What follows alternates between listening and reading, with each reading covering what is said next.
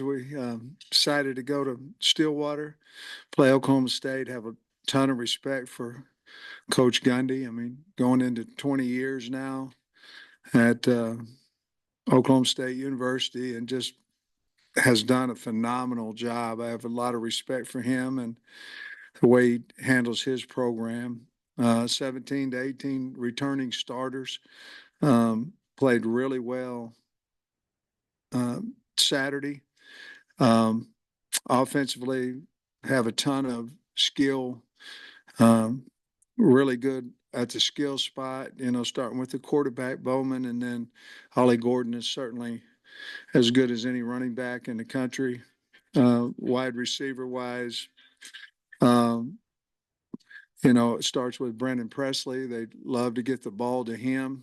Uh, he's a fantastic returner as well. And then I like the Stribling kid they got out of Washington State. He's done a really good job at wideout, and they already had Owens, and then they have their entire offensive line coming back, who's really playing well together. So, um, they went to the Big 12 championship game last year, and look to be headed north on that as well this year. Defensively, they have some outstanding players over there as well, starting with Colin Oliver and Nicholas Martin. Those two guys are game changers. I really like their D line. Colin Clay, obviously, he was here for I think a year. Putnam City, I believe, young man, but he's playing extremely well. And then I like Cody Waltershield, just a big physical defensive end. And they've got Kendall Daniels, who's their Sam, who I think he was second on their team in tackles last year behind Martin, and then Trey Rutger. He's a tackling machine. What we saw off of film is that they tackle extremely well. They play hard. They're sound. Just a well coached football team. And then you go to specialists, and they have a left-footed punter, a right-footed punter. They can rugby. Their kicker Ward made a 52-yarder last week, and have two dynamic returners in Presley and Freeman. I think Freeman transferred over from Oklahoma. But just a really solid football team. I know we're going to have to deal with a tight sideline and a very loud crowd. That's why all our kids came to play at Arkansas and in the SEC is for games like this, and we're really excited about it. Sam, have you had anybody simulate Ollie Gordon? And in a week like this in the season, how much physical work can you do to get ready to tackle this guy? Well, our tackling is something that we needed to get better just from our Thursday night game. So certainly on Saturday we had a tackling circuit, so that we're trying to address that. Um, if they get him 2 or 3 yards, he's going to get 6 or 7. That's or more. But we're going to have to tackle him one-on-one. But we're going to have to get a lot of guys around the ball. So we're definitely understand how good he is, and the other thing too is they have some dynamic skill that are difficult to get on the ground as well. So our tackling is going to have to be better. We're making a big emphasis on that this week. Coach, Kyle Ramsey kicked the PATs down there the other night. Is he probably going to be right now, your field goal kicker and PAT going forward? Yes. I mean, there's still a battle there, but he'll be the first one running out there. And then 3 years ago, when you won 9 games, you didn't score in the second half against UAPB, and they also didn't shut them out. So how encouraging was it to score each time you had the ball, especially in the second half there? Because like I said, 3 years ago, you didn't score in the second half. How encouraging was that the other night? Well, I think this too. I think there's some things there. It was a different timing too. In other words, I think the UAPB game was right before a bye week. And so I think we'd gotten up 45-0, if I'm correct. And we just played the twos the entire game. And as you saw, the results weren't the same, 3 years ago or what? Yeah, 3 years ago now than what it was the other night. We certainly went to 10-minute quarters. you know, but it's the first game of the year, so we were going to that was the plan. If we were fortunate enough to get ahead, we were going to run our offense and let these kids see what Malachi could do. If it got to KJ, see what the threes could do. And so I know the score got a little out of hand, but at the same time, we had to worry about our team more than we did anybody else. And for us to go down and score that many times and shut them out with our threes on defense as well, I thought that was a really good sign for us. I'm curious if you watched the Oklahoma State, South Dakota State game live, or if you just, watch the cut ups later. Both, yeah. Any benefit? You don't get an all opportunities to watch games, I guess, during the season. Is there any benefit to watching a game as it unfolds versus already kind of knowing what happens? Yeah, well, it was more about getting the benefit of the atmosphere and the juice of their team and how they play off their crowd and the speed. Watching games live, you can they came out and they went fast pace. Early. You don't necessarily, as you're watching cut-ups, get that feel. And so we certainly have to be ready for their fast-paced offense. They don't run it all the time, but we have to be ready for that. He opened the game with it.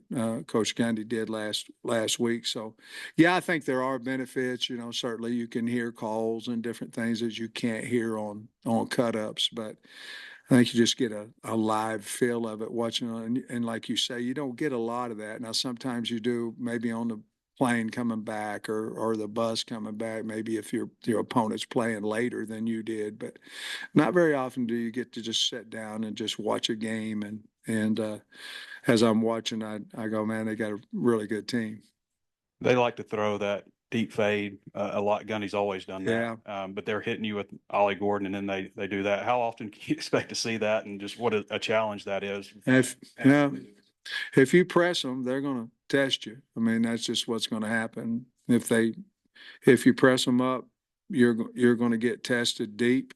They have so many things they can do. With the RPO, with handing it off to Gordon, and then their bubble game, their screen game is a big part of what they didn't do it as much Saturday is what I think what I know they've done in the past. But if you press them, they're going to go deep on you. If you don't, you're going to have the bubble or hand the ball off. Because normally you're in a box that's number wise is going to give them advantage handing the ball off to Gordon. Do you have any health updates on Andrew Armstrong and Patrick Kudus? Andrew, I'll say, is questionable. Kudus is probably doubtful. Did he get that scan last week? He did. Yeah. And then we didn't see Miguel Mitchell and haven't seen him on the depth chart. Just what's his status? He's just out for right now. In recent years, Arkansas has, on these marquee matchups, have gone on the road first. And in 2014, you guys went down to Texas Tech and won, and your team went to BYU first and won. Is there something about maybe having more eyes on you, or just something that plays into why you've done well on the road in these marquee games? Man, I don't know.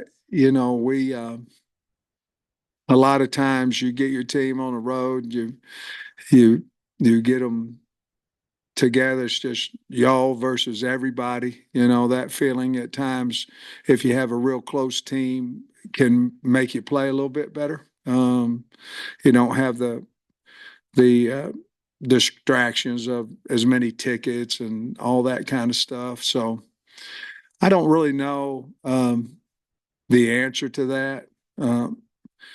I think we'll be ready to play Oklahoma State. I know they will us, but I think it's going to be a really, really good game. But I really don't know the answer to your question. Can you assess what you thought of the run blocking and then just the run game in total? And would Dominion go up on the depth chart if he's fully healthy? Well, he has the opportunity to. I really like Rodney Hill as our two running back right now. RW would certainly have an opportunity to continue to move up the chart when he gets healthy. And you had another part. What was the first part? Assessing the run game. Yeah, I thought we blocked, the one thing that I thought, we didn't have many mistakes, assignment mistakes. And once we can do that, and I think it goes back to what I want to say about Oklahoma State. You're going to have to beat them because they've got a lot of starters coming back. They're not going to make mistakes. They're not. They're going to play sound football, hard and physical. And so you're going to have to, to win, you're going to have to physically go out and try to be more physical than they are because they're a well coached football team. I thought we looked that way as far as Thursday night. I thought we looked like a well coached football team, and we had limited mistakes, and that. Therefore, we can play pretty good up front if we do that. How close do guys like Colin Oliver and Landon Jackson compare to each other? Two totally different guys. Oliver is smaller, quicker. Now they both can rush the passer. They do more with Oliver than we do with Landon. They drop him into coverage. They move him around in their odd package. He'll be inside, outside. They do some things there more than what we do with Landon. But I will say the common thing they have is ability to get to the quarterback. They both play extremely hard and physical football players. When you look at them a receiver, I mean, you've already mentioned they've got size, that they've got speed. How do you go about simulating that during the week, and how do you feel like you match up with what they've got at receiver? Well, during the week, we always go good on good at receiver. In other words, our 7-on-7, they will get 4 days of good on good. So back in the old days of 7-on-7 versus scouts, we don't do it anymore. So our look team is our 1s and 2s. So that simulation will be there. And we have some big receivers, some, like their Presley was probably our Sategna, and then they've got the big receivers and we do too. So I think we can simulate that pretty good at practice. Sam, even with the COVID year and everything, you don't see too many 7th-year quarterbacks, and he's on his 3rd college, so he's kind of the poster boy, I guess, for the Portland NIL and everything. As far as Bowman, what do you say? I think I read he's had 30 starts. He can. Their offense fits him perfectly, in my opinion. I mean, he can. They don't run him quite as much. He's sneaky. They ran him in a draw the other day, and he made good yardage on that. But what they're asking him to do, he can do it and do it well, and gets the ball out extremely fast. It's hard to get to him, hard to sack him. A, because they're good at protection, but B, because he gets rid of the ball. But with that bubble, goes, RPOs, he's really good at that. I think he probably knows their offense as good as anybody does, but as good as the head coach does, So he's a really good player, and what they do with him is right down his wheelhouse, and really playing well. Takes care of the football. Ramsey was hurt and had that rough scrimmage. What did he do the last couple of weeks, I guess, to win the job? Ramsey. Well, we set him for 5 days. He was hurt, and so we set him for 5 days, and then really we just weren't kicking quite as well as we'd like to. And when he came back, he was pretty solid in there. It was just a decide who we're going to go with type deal. It wasn't really cut and dry, and it's his job until we figure something out differently. Hopefully, I don't. Hopefully, he makes them all, and we can keep going. But we have full trust in him and Shipley. You said the other day that you talk about the deal with Stein, which, I know he's not the quarterback or whatever, but just wondering what happened with him. Well, I don't think he, let's see. Depth chart came out and he had lost half of his starting role. One was long snapper and the other one was short snapper. I just don't feel like he probably wanted to, just be one or the other. So he decided to leave the team. Coach, what about the environment at Boone Pickens Stadium? You mentioned looking forward to it and tight sidelines. What's your familiarity level like with that? We went in there and got beat when I was at OU.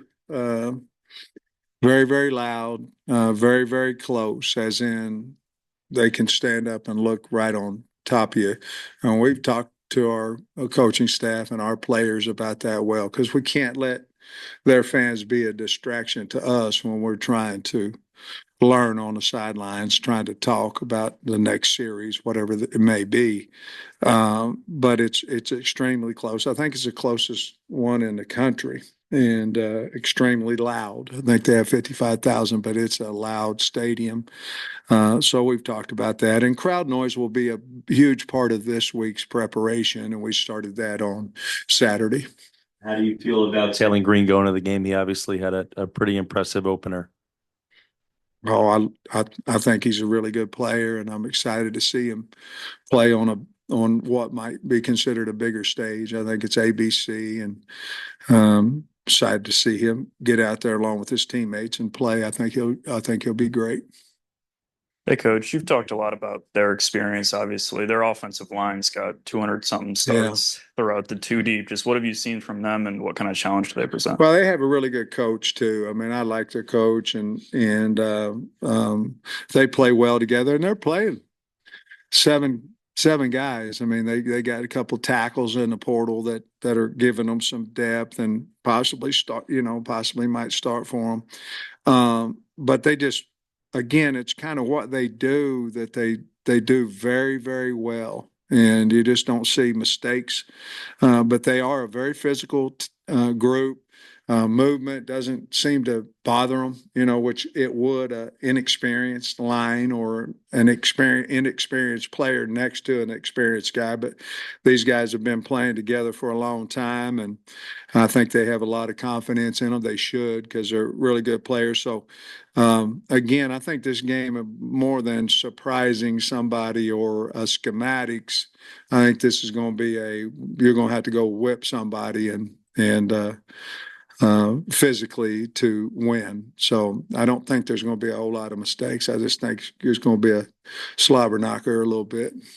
And then you said all the technology stuff went smoothly on Thursday. You feel good about that heading into a 55,000 hostile environment? Yeah, it really did. And I think our coaches really enjoyed the iPads, the watching the game. I know Bobby and those guys back there.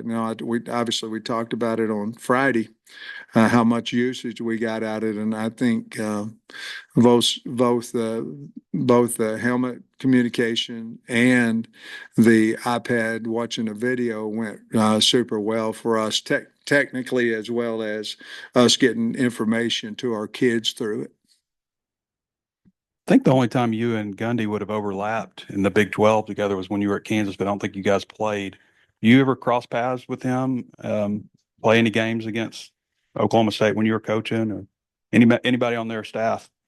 Man, I don't think so. I always get a kick out of listen to Coach Gundy's press conferences, because he's blunt and to the point, and he is who he is. So I have a lot of respect for that. And he catches a little heat for it. No, I don't think he much cares. I think he just is who he is. So I've always had respect for him as a man. But then you go and you watch his teams play, and they're always prepared, and they play hard as hell, and a lot of fun to watch. You never had any kind of conversation or anything? Not that I can remember that had any. Mm-hmm. I know his brother Cal as well. I know his brother Cal. So, anything from watching the film that jumped out to you that maybe you didn't see during the game? That maybe a guy help himself or playing time. Maybe a little bit more on special teams. Alex Sanford played really well. Dallas Young made a great play on a special team. Larry Worth. Excuse me. Worth, but Stephen Dix, he played better than what maybe even I thought he might. I'm talking about in space. Made some good tackles out there, but we played so many guys. I wasn't really disappointed in anybody. We probably got about what I thought we would out of the guys. My biggest thing was we cut we skill wise, we really did a good job of catching the football. I know we dropped one or two here or there, but some fantastic catches as well. You guys didn't play extremely well at home last year, but on the road, you're really tough out. What was it about taking it on the road, and how do you kind of keep that going? Man, I don't know. I really don't. What the difference was. Sometimes going on the road depends on who you're playing and all that. But I mean, you talk about last year, we went to LSU, went to Alabama, went to Ole Miss, and very strong environments, and then we come home and we didn't play. Seemed like sometimes with the same energy that we had on the road. So I really don't know. I hope we continue to play well on the road and then figure it out when we get back home. Part of it is um, we, I think we went 5 in a row or 5 out of 6 on the road or something like that last year, and you'd like to be that. As when the season starts, you'd like to be opposite of that. You'd like to play in here a whole bunch like most other teams do, but our schedule just hasn't permitted us to do that. We need to go get a win on Saturday and come back in here. I imagine our place would be rocking pretty good. I was going to ask you about your safety play the other night. How'd you like the way the rotation shook out? And then how important are the safeties in this game? Very important, because they're going to have to make some tackles as well, but they're going to have to play fast defense, so it's again, their skill is really, really good, and they cause you problems in a lot of spots. I like TJ Metcalf. I think he's just continuing to get better. Jaden Johnson, I felt like he played well. The rotation there, Slaughter's a guy we can certainly count on, a good player, and then Hud can play several spots there. But I was pleased with our safeties. But I think if there's a guy sticking out right now, it's Metcalf. Okay. And then the cornerbacks, I think you played at least 5. Yeah. And did anybody earn more playing time, or were they all about like you thought? I don't know that we're changing where we were. I think, obviously, Stewart, is in a battle there with Cuddy but Snoop played with the threes when we got in there, and he had a nice man-to-man coverage there on a post route. I don't know. I think we feel better, about corner with Singletary, and so we'll see. But I imagine we'll start the same guys we did last week. I do like our depth there, though. Sam, Arkansas and Oklahoma State used to play a lot. Hadn't played since 1980. Looking at the series, I'm guessing it's because Oklahoma State got tired of coming to Little Rock. Don't really know. Got to investigate that, I guess. But with you guys, the campuses being so close, do you think this is a good little home and home for y'all? Yeah, I think anytime that you play close, I think you can potentially have a better game. Kids know each other on the team a lot of times when you're playing closer. I don't know if this is a rivalry because we haven't played them. But when you're playing closer competition, certainly if have to grow on the road, it's a lot better to go, down to Stillwater than it is to Oregon. But there'll be some familiar guys on both sides. The kids will know each other.